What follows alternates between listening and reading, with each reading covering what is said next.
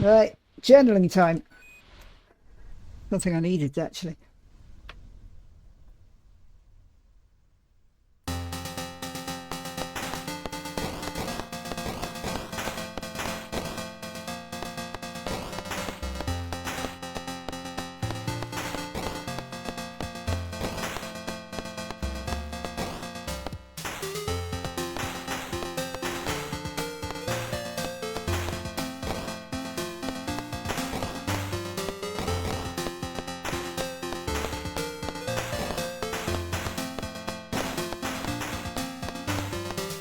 So I had my gym induction yesterday.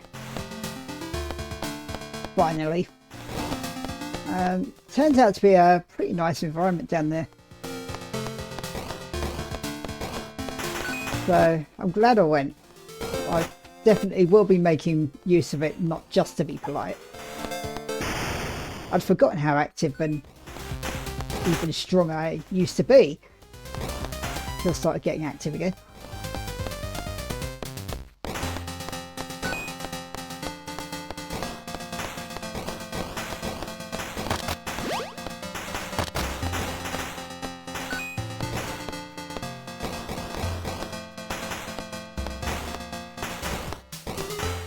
Also, my couple of no, thank you. Couple of things I needed for the tent arrived today as well, namely a replacement tent bag because of what happened with the canvas bag. Just needed it to be easier to transport, and it's lovely and big. The other one was the ground sheet protector, which will serve partly as insulation, believe it or not, which is the main reason I got it. Excuse me. Thank you.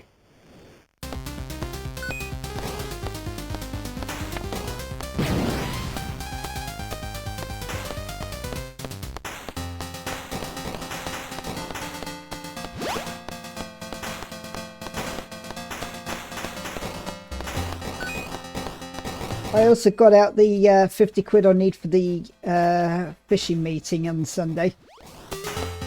So I'm already like 100 quid poorer thereabouts. So I've got to be careful until the next payment in a fortnight.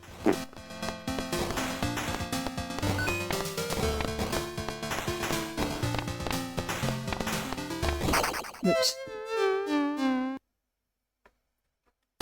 But after I've got the permit, I've got all the time in the world to get the rod license to start learning to fish. So in the meantime,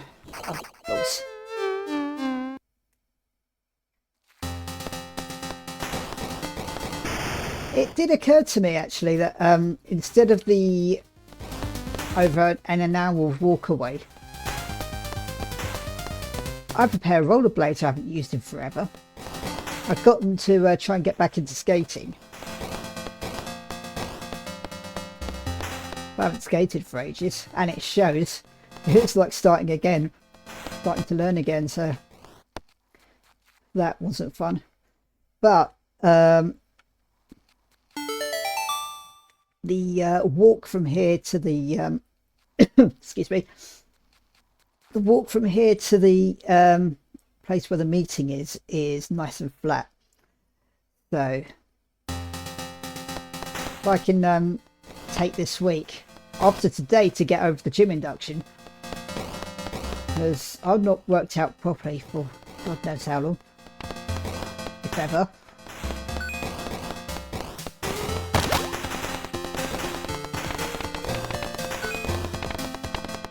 But if I can get back into skating and actually start skating properly, then I have a faster means to get to the club on Sunday. Won't be too much faster, but it'll still be faster walking. It's one of those why didn't I think of it before moments.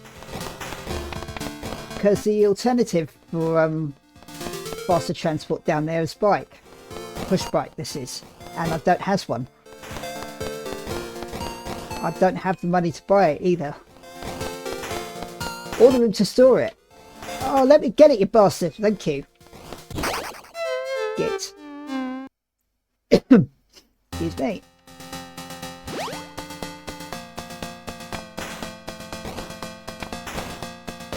That's it. Double thank you.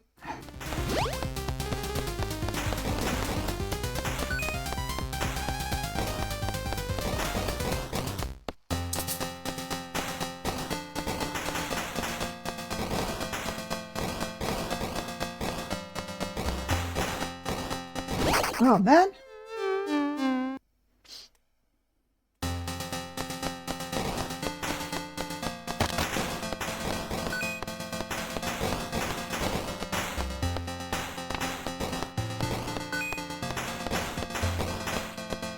I have the space to store it here, but once I'm living in a tent, then no.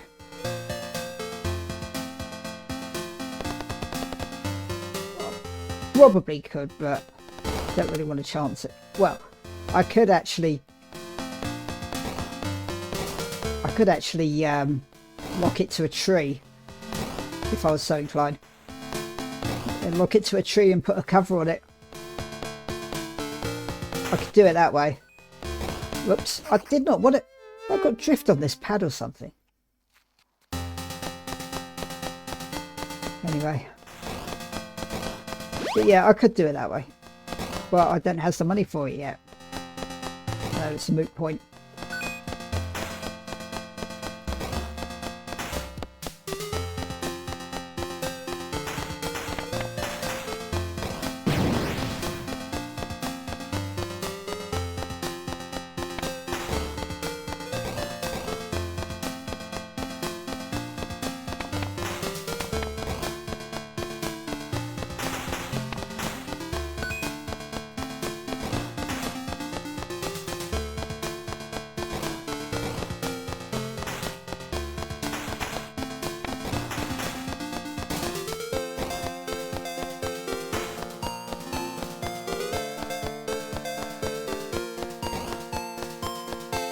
After the gym induction, I revisited the potential pitch just to see how it is after dark, and it turns out the fact we're still in winter and the let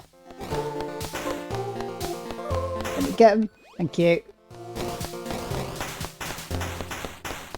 Oh, bugger. Means that I could easily go out at about 5 or 6ish or something like that, and it's going to be nice and dark when I go out to pitch it. But there's also something I didn't reckon on was street lights, mainly from above, like lighting up the main road that leads out of our village. And there's another village up the mountain which also has street lights, so we've got the glow from that, which means I wouldn't be pitching the tent in pitch black darkness, so that's a win as well. So I could see what I'm doing by pitching the tent in the dark and still not raise any suspicions, which is cool.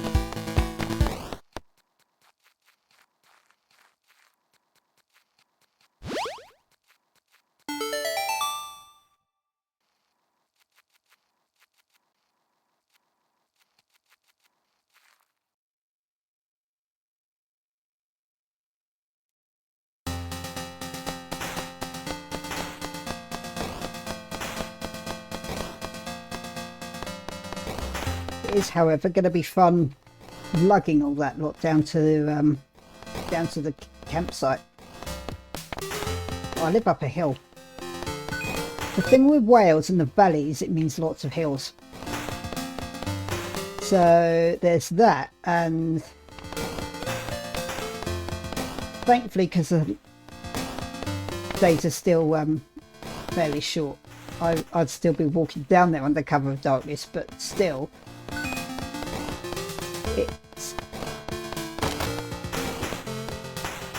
I'm going to be basically going downhill and going across the this trail with this big trolley, carting a heavy 3-meter tent and everything. Whoops.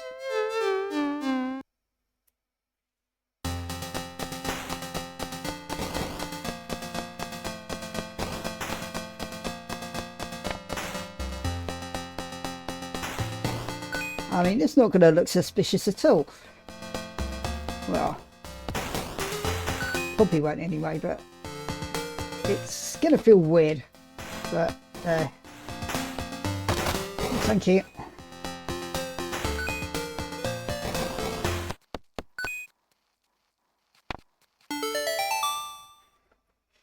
Right, you know the drill, guys.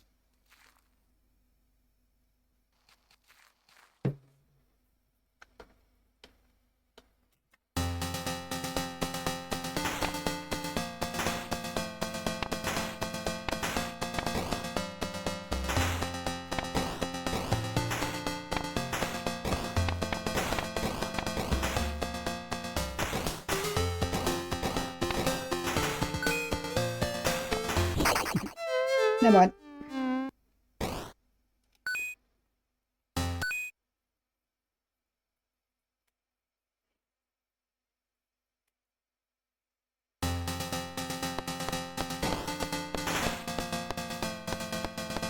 Yeah, it's going to be fun.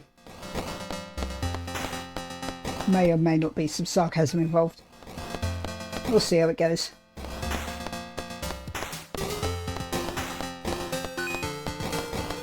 Been considering, since it's going to be late in the day when I pitch the tent, that I may have to stay the night in it, which should be a good test. It would also mean, on top of lugging the tent up there, I would also be lugging my bed down there. And that's not exactly lightweight either. Well, it's fairly light, but it's awkward. It's bulky.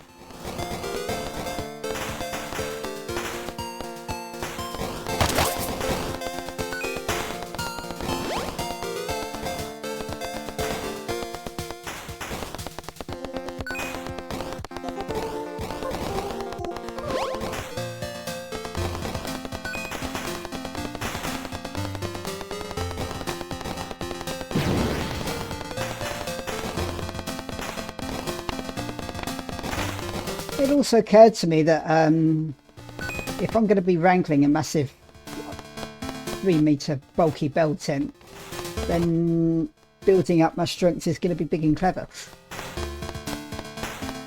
So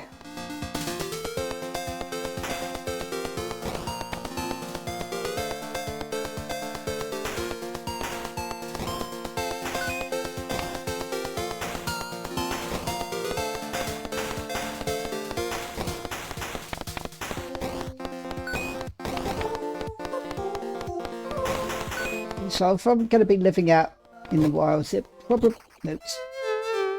probably help to have more strength and stamina anyway. It's going to do me more good anyway, but this added incentive.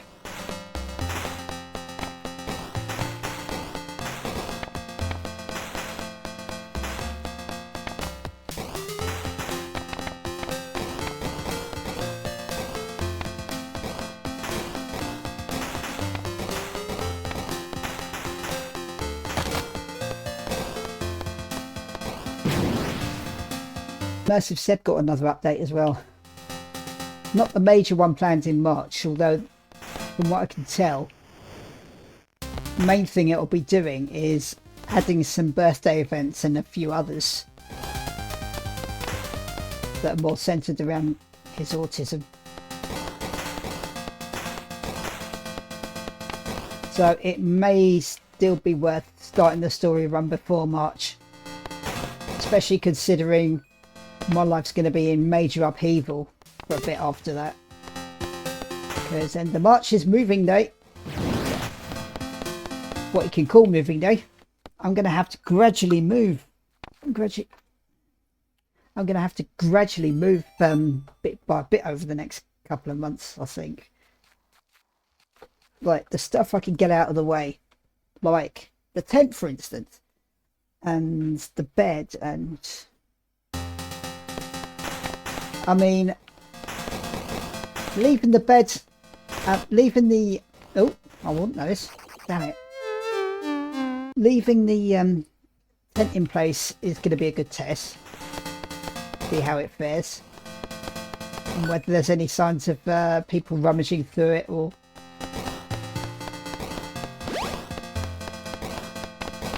anything like that. There's going to be that. Oops.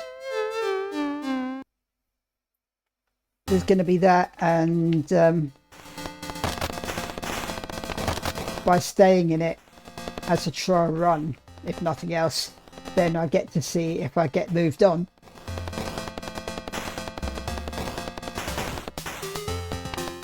So it'll be worth doing while building up to the to D-Day, or rather M-Day, moving day. But by that time, moving day will consist more of clearing out, so it'll be more like C-Day, I guess, because I won't be taking much with me. Damn it.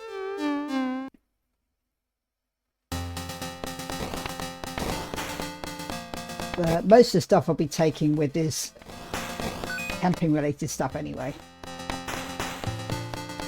So the 4 meter would go in storage,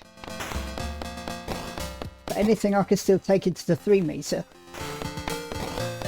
because 3 meter is, damn it,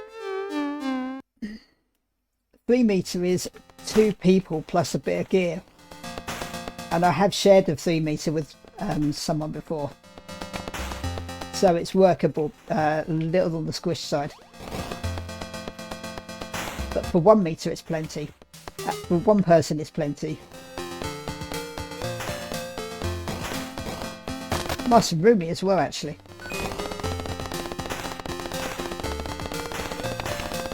So things like getting the tent cleaned and reproofed and covered and stuff, that's going to be essential stuff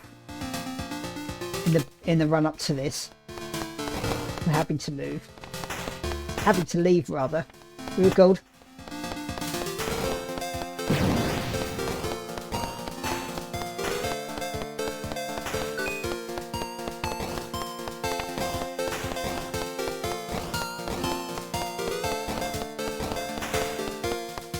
It's also going to help a little bit with clearing out.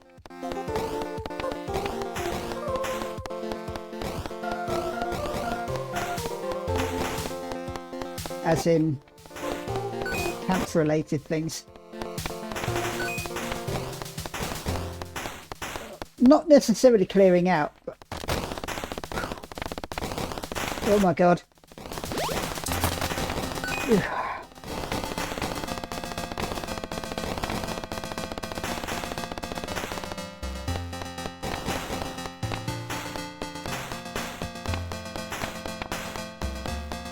I need 15 more, damn you.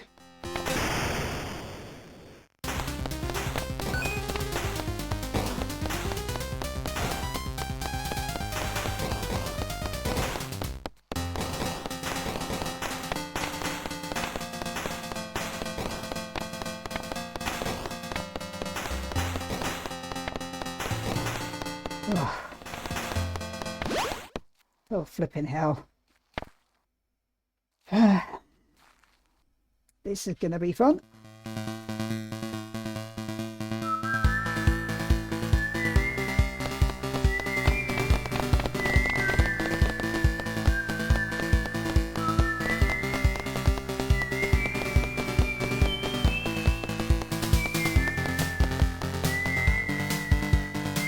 Mind you, on the one hand, I'm worried about break-ins. On the other, I had to leave my stuff outside when I was in the gym yesterday. My stuff got left outside in the communal changing area because I didn't realise I needed a pound coin to lock the lockers. Quick deposit, I guess. But my stuff was left outside on the benches. So obviously I was a bit anxious about it. Like I left my phone in there and all sorts. But you know, I went to check on it and it was all untouched. So Leah mentioned this actually.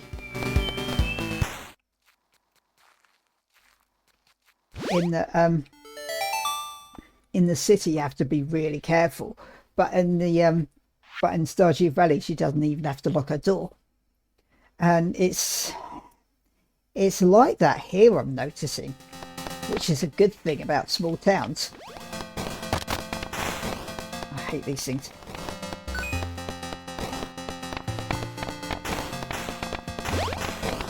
Also that it's pretty friendly as well, which is nice. But I was waiting for my gym instructor to come back, so I was sitting down somewhere, and this guy just chatted to me as he was walking up to a machine, like don't give up. It's pretty sweet. They are friendly here.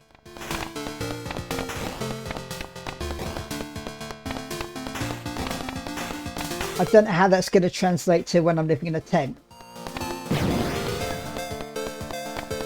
But I suppose I'm still getting used to living in a small town. This is the first time I've done so. Well, not even small town, it's a flipping village. Oops. So it's going to be interesting seeing what happens when I leave the tent unattended for any period of time. Right, will I get approached and moved on? Will I get approached full stop? Will I get broken into? I don't know. It's going to be fairly nerve-wracking. Well, I suppose I can afford to be cautiously optimistic. But I'm having to, oh thank you. I'm having to like leave my bed in there, for instance. It'll be a good measure of are people gonna rummage through my stuff while I'm not there? If so, then it's going to be fun carrying my bag with me everywhere. If not, then happy days. I can leave more of my stuff in there.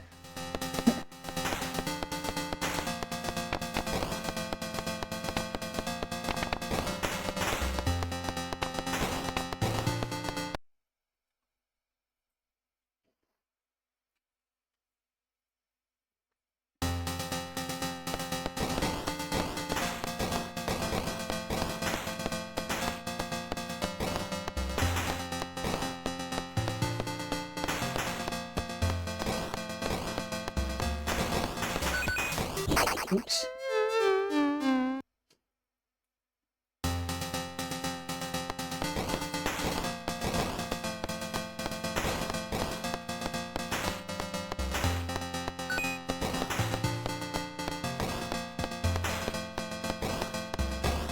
That's the other thing. There's still a bit of culture shock, I think. It is mainly my fault because I just haven't been out, or I just haven't been out enough. I've just gone into my thing of keeping to myself like Sebastian does. But there is quite a lot to do out there, depending what it is and who it's for. But there's also like getting used to... Oh, thank you.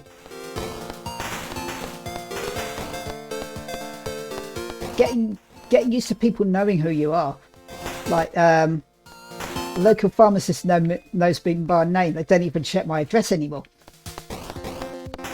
when giving my script out.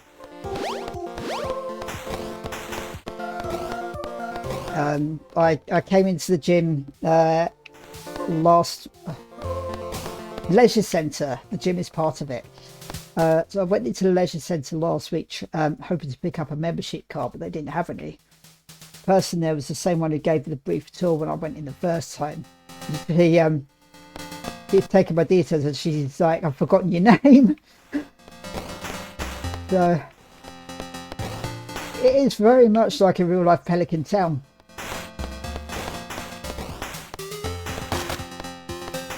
Well, not even Pelican Town, it's Stardew Valley in general. People knowing everyone.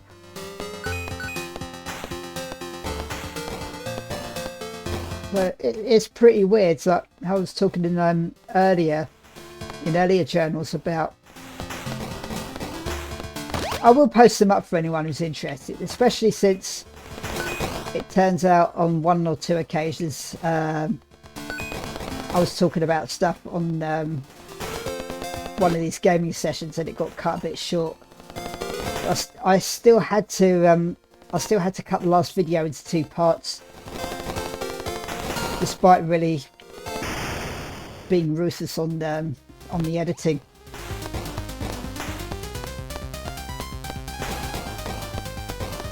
There are controversial political opinions, just to warn you, although maybe not so much nowadays. It seems a lot of people are getting the same idea, but anyway.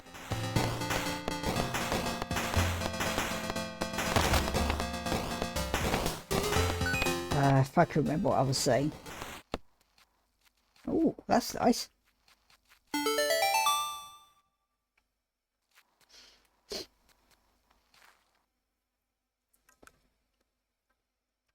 Oh yeah, I remember what I was saying. It's about I was talking in another in an earlier journal about wanting to escape the mess that I was in. Mainly money problems, that and work and everything. Well, not work, because by the time of even my first journal, it was a few months after I had to quit my job. I was just in financial dire straits. But I was talking about wanting to escape like financial issues and stuff, and it turns out I was on the way to that anyway. What I was getting at.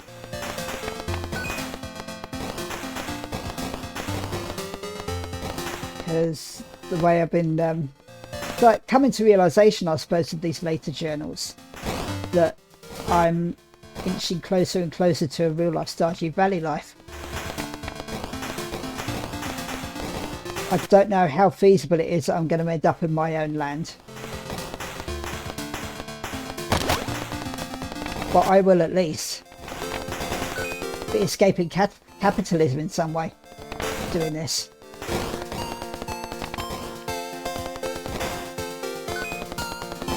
Which is the main thing I wanted when I was talking about escaping my situation. That's what I was talking about, was escaping capitalism in some way. And it turns out I am on my way to doing that. I mean, we've got to start somewhere. And I know, like for Linus, it's how he wants to live. It's just living in the wilderness, not answering to anyone. But it's on a farm, he's still worrying about making money off your land, which is down to that One Planet Wales I was talking about and that's what the initiative is called, it turns out. But I may or may not qualify for that at some point.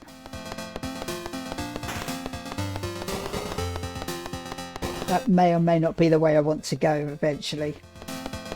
I could still if I wanted to. Depending what I end up wanting to do in my life, I guess. I know I wanted to improve my sewing skills. That's still a definite biggie that I want to do. Improving my web skills, I'm not so sure anymore. I mean, it's a fun hobby. Whether or not I can make money out of it, considering how competitive it is another issue entirely. But there is apparently a need for alteration services in this area, and I want to make my own clothes anyway, so that is a definite thing I want to do. Other than that, I'm not sure yet.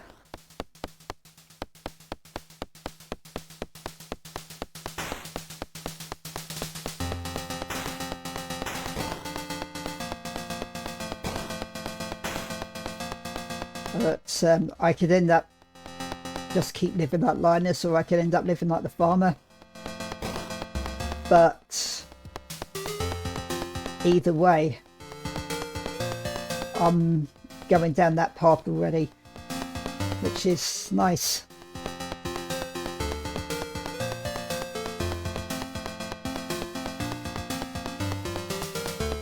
I'll start adding some posts to my WordPress blog, which incidentally I called it Escape to Stardew Valley, because it's about that kind of thing.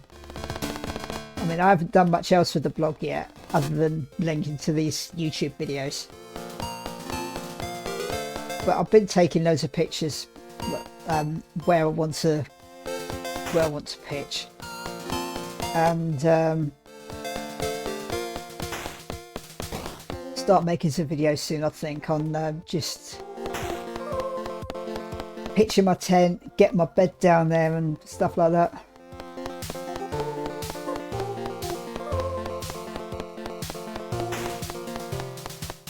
And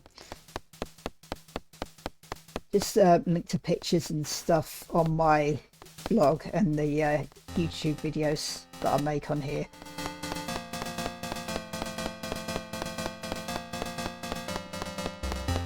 I know a lot of van lifers have done this before. I don't know how many others, like living in a tent, have done this before.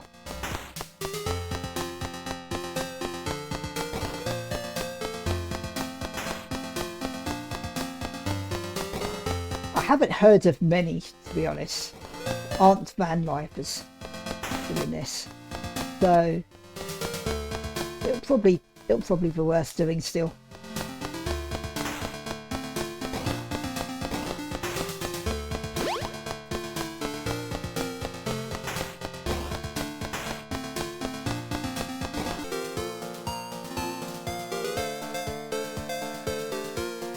I hate this one.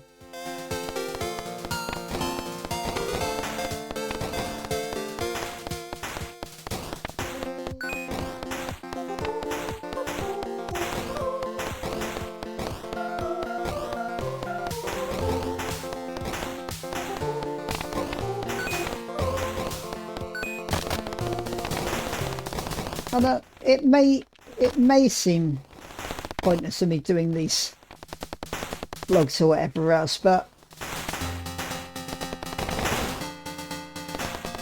on the other hand, I have literally nothing to do with my time at the moment, which can be a good or a bad thing. But it is bullshit that people don't want to work anymore. Just that one person's work is going to differ from another.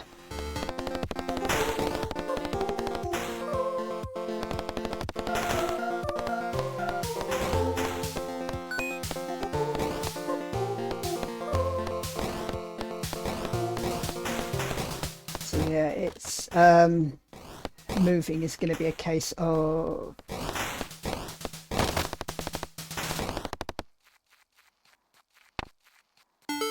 pitching tent, moving what I can into it within reason. Hoping I can keep my car so I can use that for storage, although that's going to be another issue. Lord. That would be best. It would save some room in the tent. Also, just being more secure. Hardest part there is getting it moved, that spot. And I'm still waiting to hear when I'll be able to afford to get it MOT'd.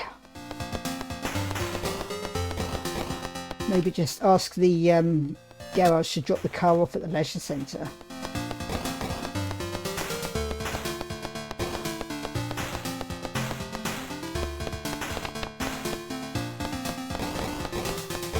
Or maybe ask him to do it as an extra service or something, just pay him extra for it.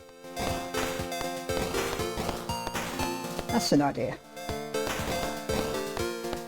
I do need to find the energy to get the damn thing washed though.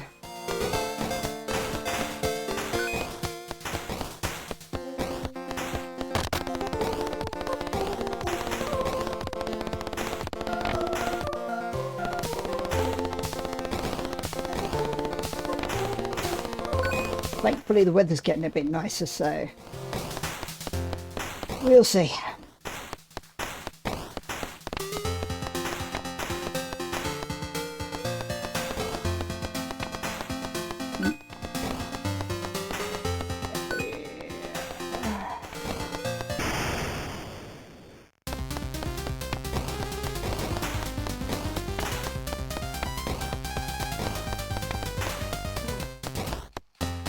Sometimes get intrusive thoughts regarding, like, sometimes my brain likes to remind me of things that happened before. I wish it didn't, because I've got no control over it.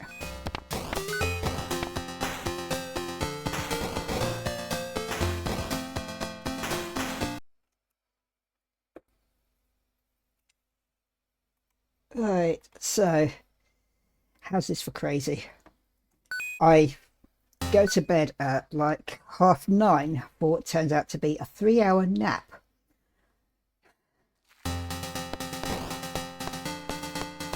Tell me you're nocturnal without telling me, or maybe I'm just a case of insomnia. Yeah, I feel more awake for some reason. Bizarre.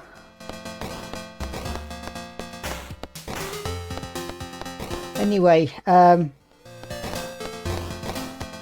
last season I was talking about how taste is my favourite sense. There's a bloody food festival in Cardiff in May, and tickets only start at like 21 quid.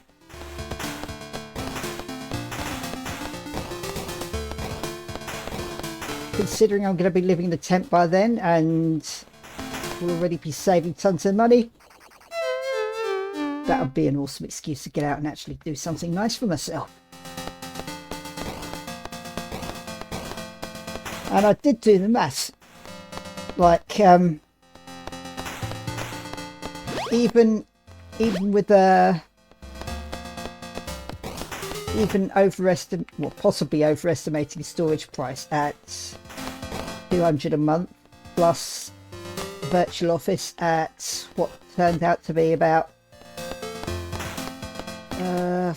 46, 47, so yeah, about 50. So 250 a month storage. Less all the other bills that I'm paying at the moment. And I go from being in the red each month to having 200 or 300 spare in my bank account every month. That's how much I'd be saving. I say it's ridiculous, but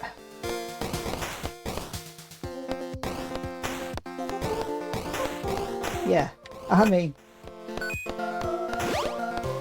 it's weird. People accuse folks who are unemployed and on benefits as just like benefits scroungers or whatever, like sitting on their ass doing nothing all day. First of all,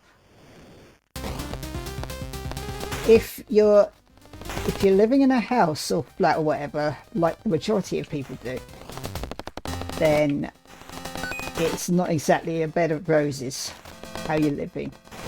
I mean, the main push for me to go tent living in the end was the fact that I built up rent arrears while they were working out how much help I was entitled to. And I'm only getting by now because I'm getting extra help from disability, from being in the support group.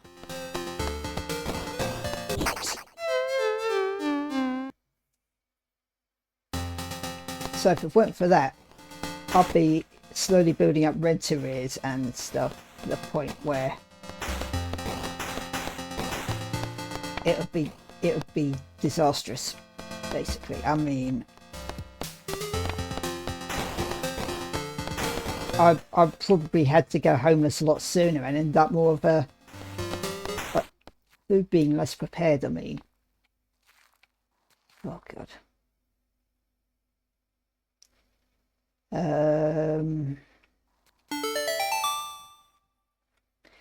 So oops.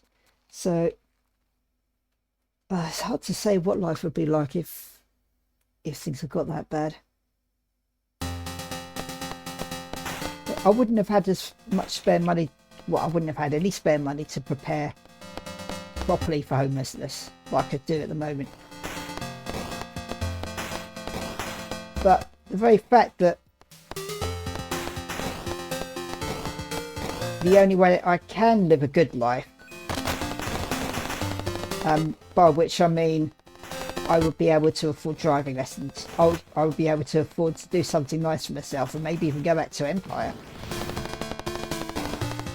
And stuff that I can afford to do that I can't while living in a house. It's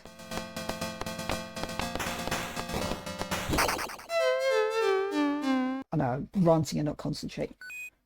But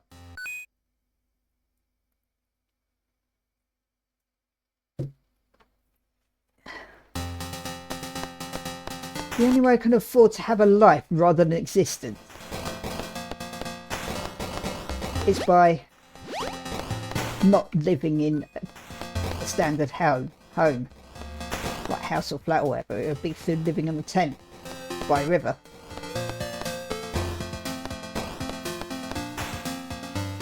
How does that make any sense?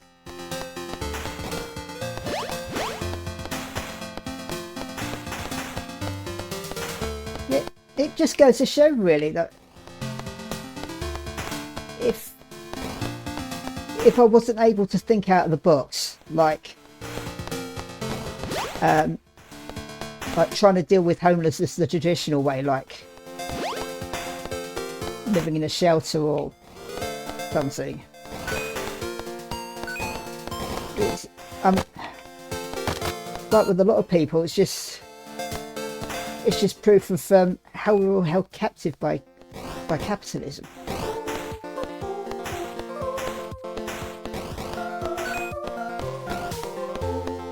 Whereas by living more like Linus,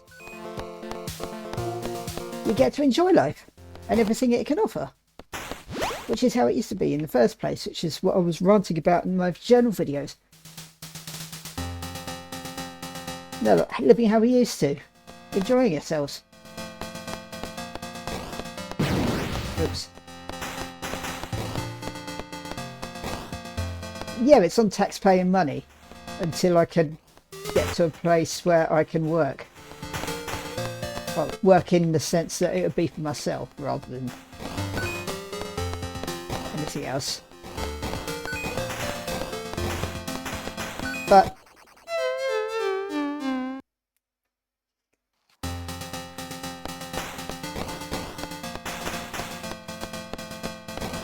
yeah, it seems on the face of it that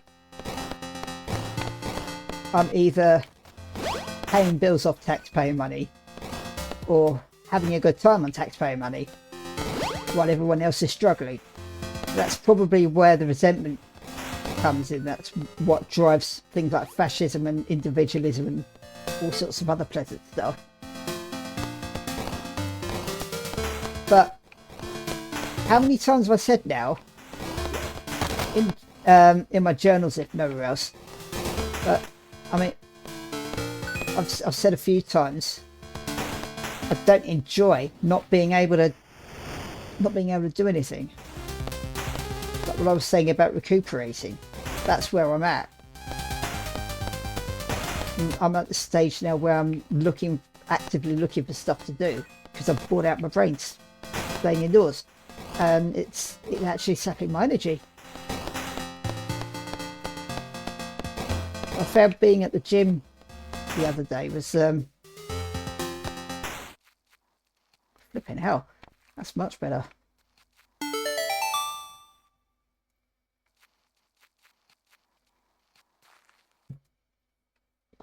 I found that being at the gym the other day gave me a good burst of energy that I hadn't had in ages.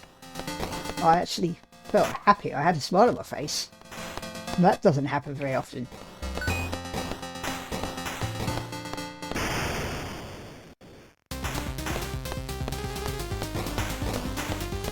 But I am taking steps to improve my life. That's what I'm getting at.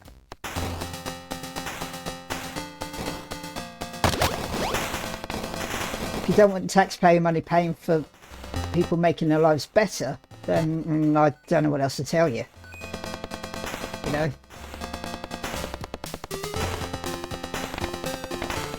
I know people at the top would much rather we try to help ourselves their way, i.e. trying to get back into a house and getting back into the system of paying bills and whatnot. i.e. back under their thumb. That's better. Oops. Turn the volume down on the headphones and nearly get killed.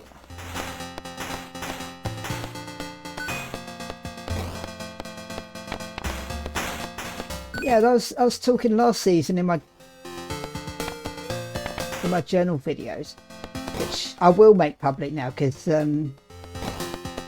some things I was saying in public videos have got cut off, so it would make more sense. But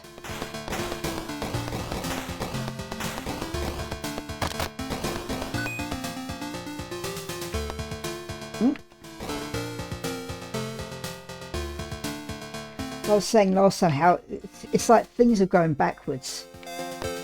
We're working more, enjoying less time to ourselves. We're going back into a kind of serfdom.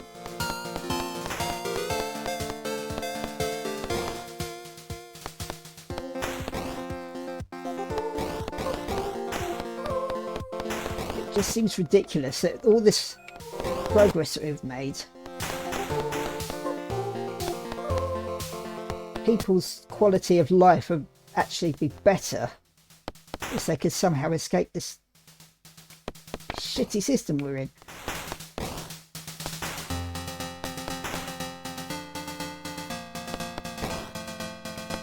Are you living life on your own terms, not theirs? I mean, what do you get if you live life on playing by the rules? You get absolutely shut on. The only time you don't is if you're part of their club. That's who the rules are for. That's why they don't have any. The rules only apply to us because they need us to stay in line to keep their system going. That's what it amounts to, really.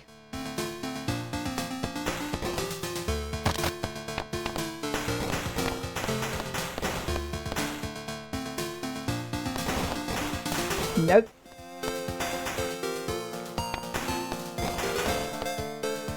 If you think about it, no wonder Linus lives this way by choice.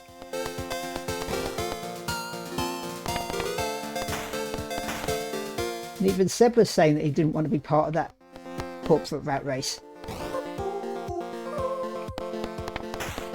Which is why he has the enviable job of working for himself.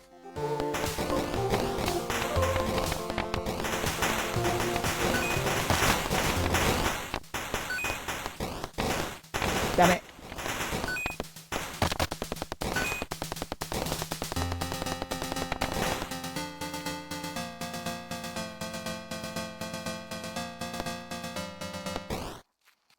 Sweet.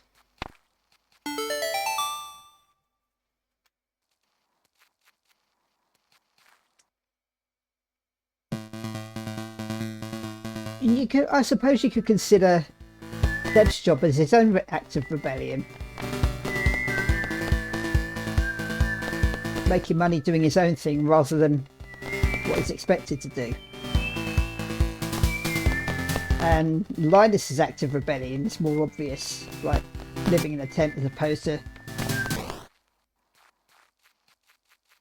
to everyone else paying taxes and bleeding themselves dry in a house.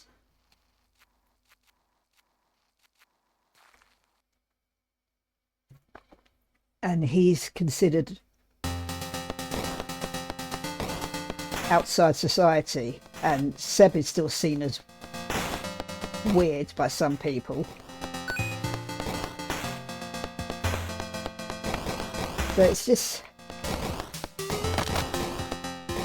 don't know if it's a crabs in a bucket mentality, or they just think that they've been so conditioned by everything that they think anyone doing it a different way is automatically wrong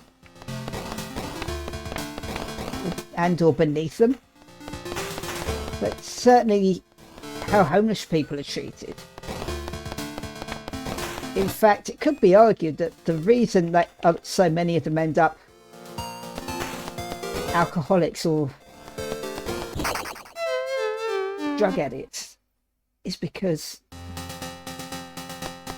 of how people look down on them because they're living outside the system. It might be that because they also don't know any other way to live, so they too have the same dreams of everybody else, like wanting to live in a house and have a job, that kind of thing.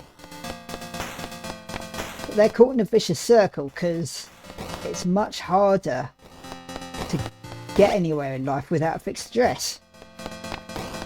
And it is very likely by design, which is completely unfair. What I was saying before about how I'm not sure about banks, but especially for driving. Ooh, yeah, okay. They insist on you having a fixed address. I suspect it's the same thing with employment. I can't remember now.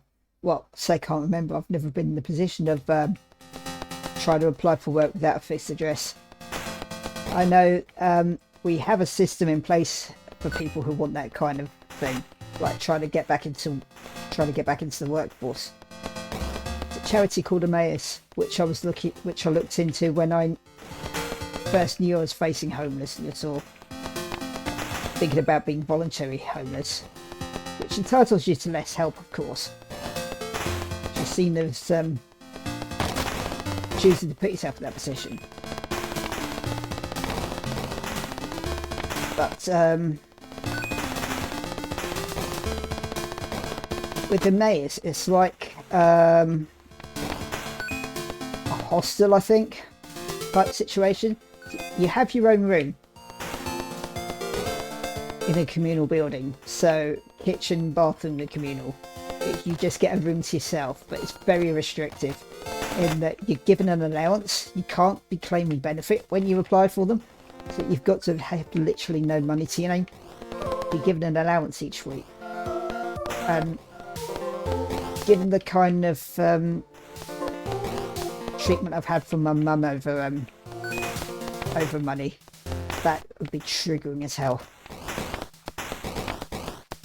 As bad as I am with money, I just could not face that kind of living. That was one reason why Maze was out.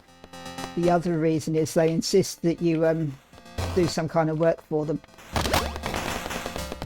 So, I suppose it's their form of payment for the service they're providing, as well as getting them back into the workforce. But again, I quit my job because I'm so burnt out that I can't even, I mean, I got put into the support group for benefits because I was deemed unfit for work. So yeah, Emmaus was out for that reason. There's also the shelter, the shelters that are available. I know I knew someone who worked for such a shelter. So I've been in there a couple of times. But I did a little voluntary IT project for them when I was going through donating computers and making them usable.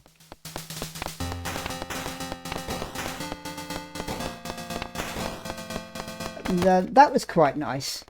In that, oh hell yeah.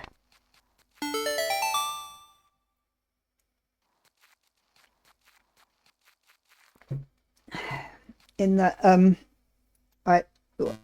as part of being there, I would get a free dinner. So I just sit with this group of clients around the table and just chatting away with them.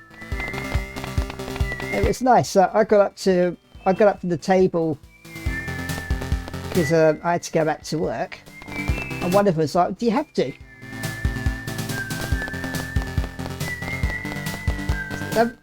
That was really nice. And that's the thing. A lot of like you see it from you see it sometimes in posts about how to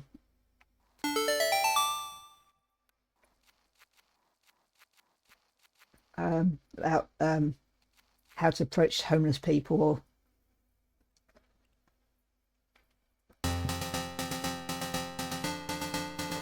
treating them or whatever. And honestly, from my experience, the best way would be just to treat them like a person, because they are. I had quite a few encounters with homeless people during my time in Leeds, as you can probably imagine. Big city, not a very nice city in my experience either, but that's subjective. I mean, it's one thing I definitely don't like about Leeds is how obvious the divide is between rich and poor in that place. I used to live in a social housing flat, so like pretty poor part of town. Walk down the road and turn into one street and it's lined with big houses, big front gardens. It was obscene. Just a stark difference.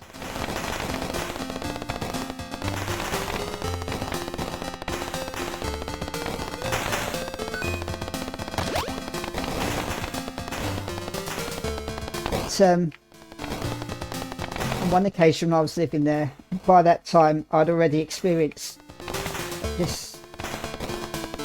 I'd had my first near brush with homelessness. How I managed to avoid that, I don't know. But there was one occasion, a very long story, but there's one occasion where I was lucky to, like, if I had more than £5 to last myself for the week. That was what I had to buy food with after all the bills had been taken, including the rent. So I suppose right off the bat, I had a lot more compassion for homeless people than the average person in that city. But I was telling that story to one guy where he just wanted something to eat, so I was just walking with him down to this indoor market where they were selling sandwiches for £1. So I was just buying him one of those, and we were chatting on the way there. And he was saying how like I was sympathising with him, like, and he was saying how he doesn't usually get he doesn't usually have that kind of treatment from people. They usually just ignore him or something. I think he said he was he'd been spat on or something. It may or may not have been someone else. I can't remember, but that. So yeah, like people may talk about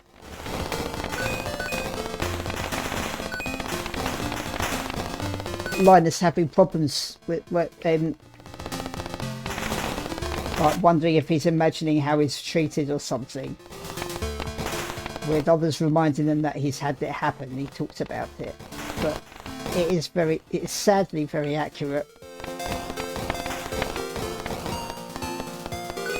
You're living on the fringes of society or even outside it, and people automatically look down on you. Like, you stop becoming human for some reason.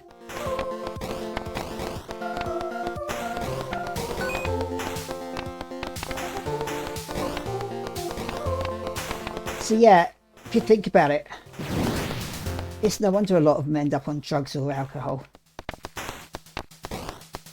It's like with Shane, and the whole reason he became an alcoholic due to depression, like trying to numb the pain.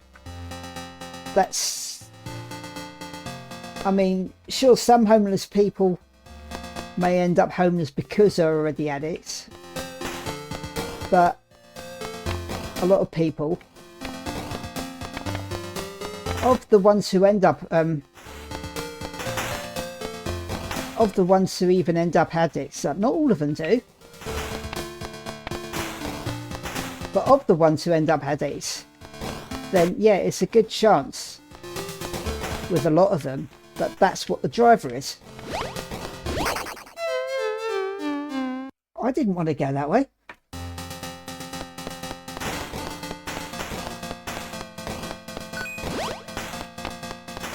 Oh, flipping hell.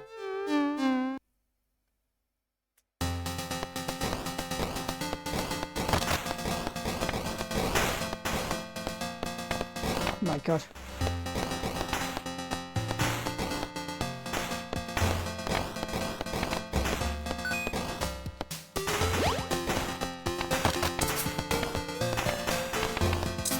Jesus.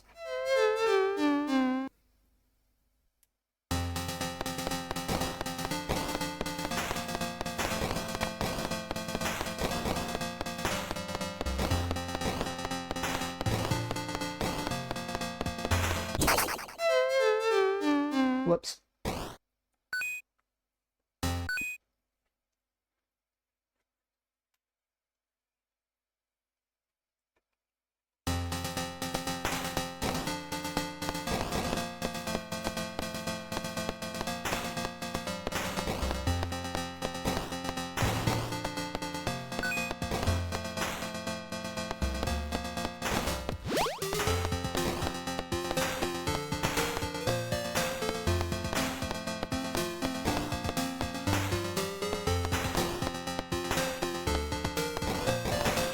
That's how homeless life is in the city, at least.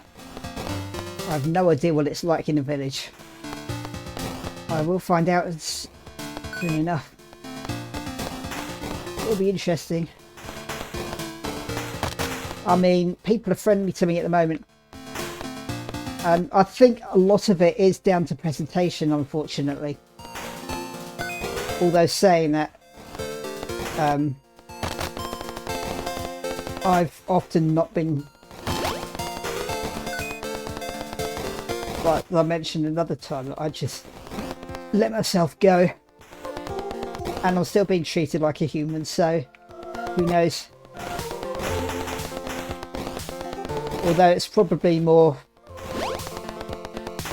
that's probably more down to the clothes that people are wearing that gives them away.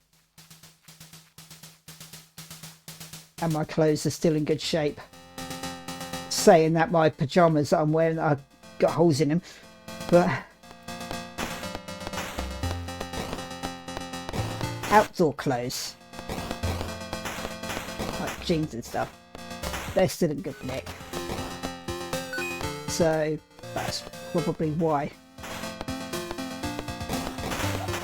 I suspect that's the crux of the matter, really. I mean,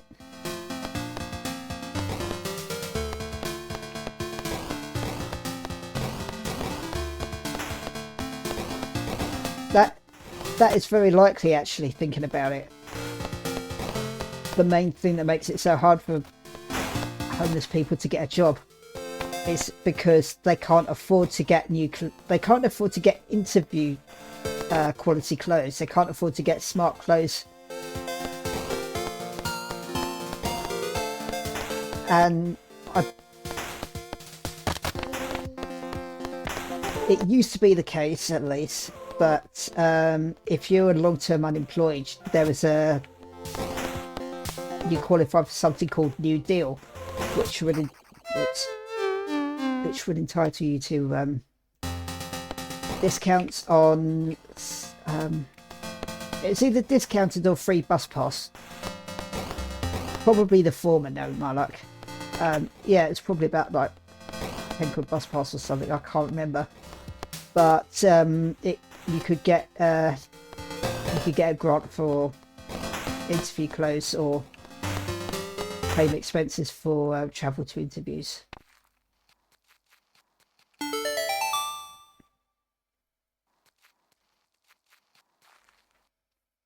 I don't know if they're still running that, or if it's just an England thing or what. I'm not sure. There seem to be more initiatives for helping self-employed though, which is a nice surprise.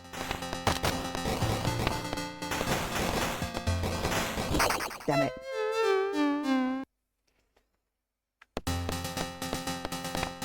From what I remember being told, they have things for people on ESA as well. No, it's more neurodivergent focus, that was it. Or mental health focus, or something like that.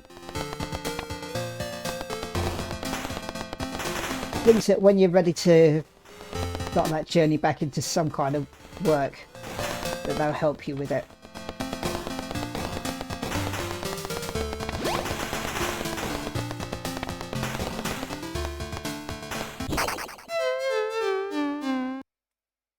And that's the thing with this blue Tory, red Tory things about trying to get the disabled back into work. This whole ending sick note culture and whatever else. They're only interested in the numbers. Like, how can we bring down the benefit bill? How can we bring down the unemployment numbers? They don't stop to think about the humans behind it who are going to be affected by it. They're just so out of touch with reality, but willfully ignorant even. It's what happens when you put rich guys in power.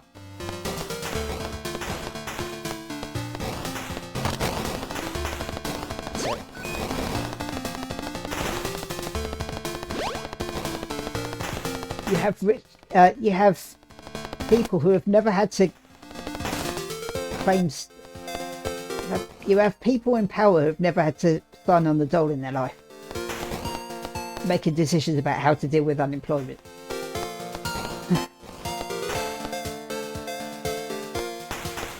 So yeah.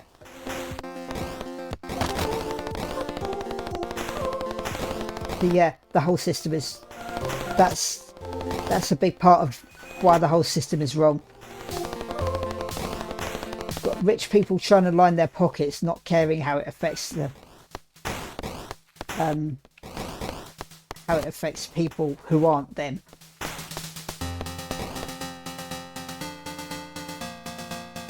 And their solution to people struggling to get by isn't to increase wages or make rent more affordable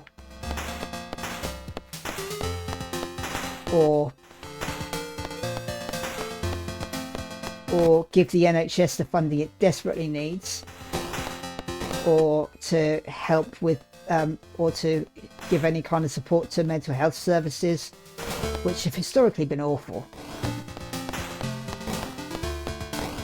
No, they just want to think of they just play lip service with the Asian population who had it great.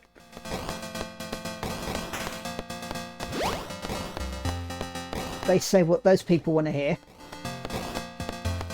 and the rest of us can put up or shut up, basically.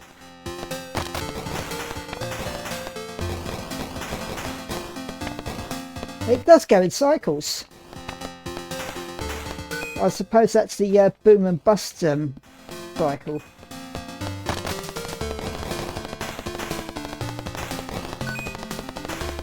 You had the boomers who were so called because they were born during a baby boom era, during the boom part of the cycle, and us folks under them are now have spent our whole lives either going towards or now living in a bust cycle.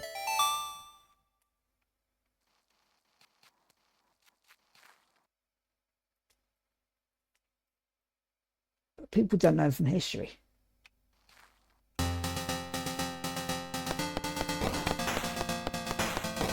Or if they do, it's a case of how can we make things worse than they were before?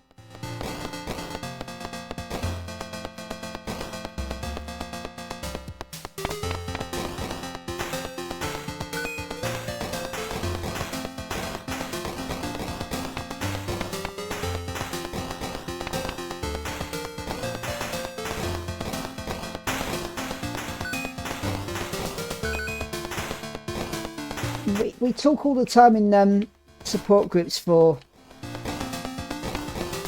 children, people with abusive childhoods, about breaking the cycle, the generational trauma cycle, where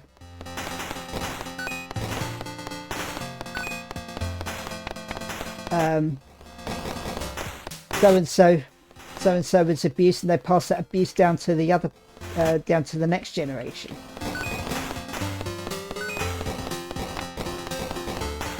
And we talk all, damn it, talk all the time about breaking the cycle,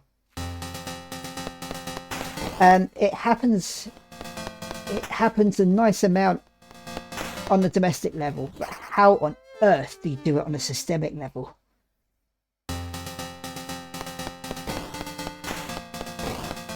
Because that's what really needs to happen.